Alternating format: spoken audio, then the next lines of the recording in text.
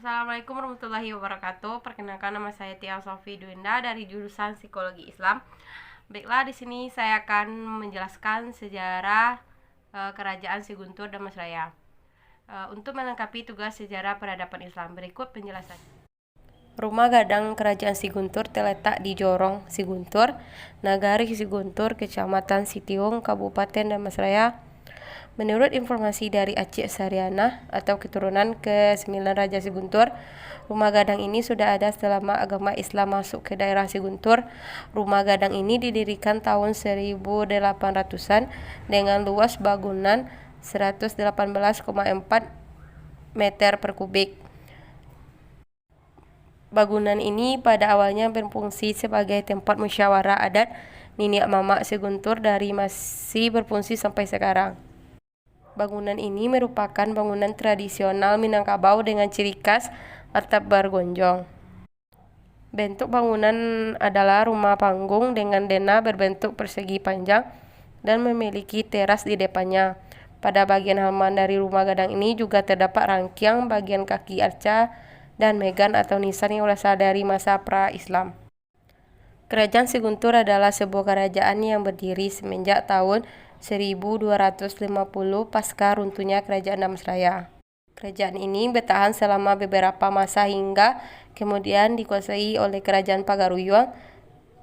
Tetapi sampai sekarang ahli waris istana kerajaan masih ada dan tetap bergelar sultan. Pada tahun 1997 atau 1275 Masehi, Siguntur merupakan pusat kerajaan Melayu dengan rajanya Maulia Warmadewa yang bergelar Sri Buana Raya Maulia Warmadewa sebagai Raja Damastraya. Sedangkan dalam prasasti Amonghapasa menyebutkan bahwa pada tahun 1286 Sri Maharaja Tribuana Maulia Warmadewa bersemayam di Damastraya di daerah pedalaman Riau Daratan. Dengan kata lain, kerajaan Swarnabumi pada waktu itu telah dipindahkan dari Jambi ke Damastraya. Melihat kedua pendapat tersebut, ada kemungkinan pada abad 12 kerajaan Siguntur ini berasal dari kerajaan Swarnabumi Malayapuri Jambi. Lalu pada abad ke-14, agama Islam masuk ke kerajaan Siguntur. Pada waktu itu yang berkuasa adalah Raja Prameswara yang berganti nama menjadi Sultan Muhammad Shah bin Sora Iskandar Shah. Selanjutnya, kerajaan Siguntur bernaung di bawah kerajaan Alam Minangkabau.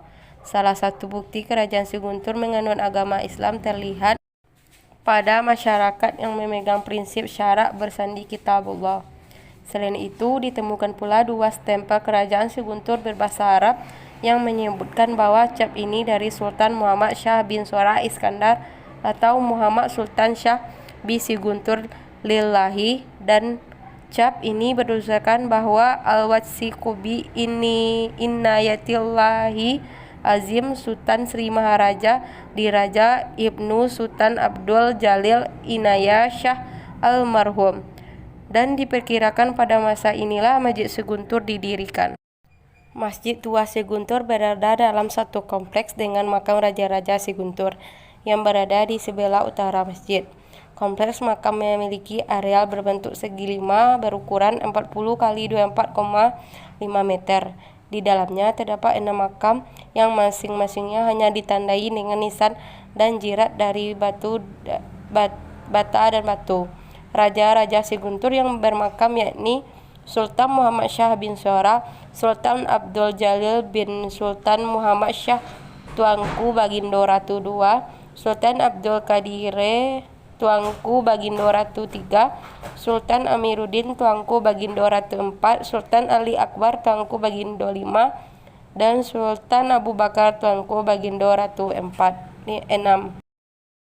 Masjid Tua Siguntur didirikan di sisi selatan Sungai Batanghari, karena persis di seberangnya terdapat kompleks bangunan peninggalan Hindu-Buddha, salah satunya Candi Pulau Sawah.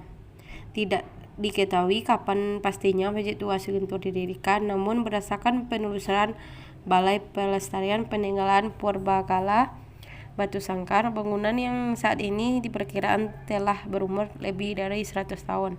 Dalam perjalanannya, masjid ini sempat tidak digunakan untuk beribadah karena kondisi bangunan yang tidak layak, terutama bagian lantai yang kayunya sudah lapuk. Pemugaran baru dilakukan oleh ahli waris dan masyarakat setempat pada tahun 1957. Lantai yang semulanya berkolong dan terbuat dari papan kayu kini diurung dan disemen. Kerajaan Si Guntur ini menyisakan sebuah jenis tarian yang disebut tari toga atau tari larangan, sebuah tarian yang mirip dengan tarian Melayu dan tarian Minang. Tari toga menjadi tari resmi kerajaan dan ditampilkan pada upacara penobatan raja atau batagak gala, pesta perkawinan keluarga raja, upacara turun mandi anak raja, perayaan kemenangan pertempuran, dan gelanggang mencari jodoh putri raja. Pada saat Belanda berhasil masuk ke Siguntur pada tahun 1908, raja-raja di Siguntur dan sekitarnya terpaksa mengakui kedaulatan Hindia Belanda yang menyebabkan raja kehilangan kedaulatannya. Banyak benda kerajaan yang diambil oleh orang Belanda, termasuk tambo atau riwayat kerajaan yang tertulis, dan aktivitas kesenian kerajaan termasuk tari toga. Semenjak keberadaan Belanda tersebut, tari toga sudah tidak dipertunjukkan lagi. Para penari dan pedendang yang pandai dari tari tersebut banyak meninggal sehingga tidak ada generasi penerusnya, sehingga membuat tari ini hanya diingat dan diketahui dari cerita turun-temurun. Pada tahun 1980, pewaris kerajaan Siguntur, Tuan Putri Mahasnida, menemukan seorang kakek yang kala itu sudah berusia 80 tahun.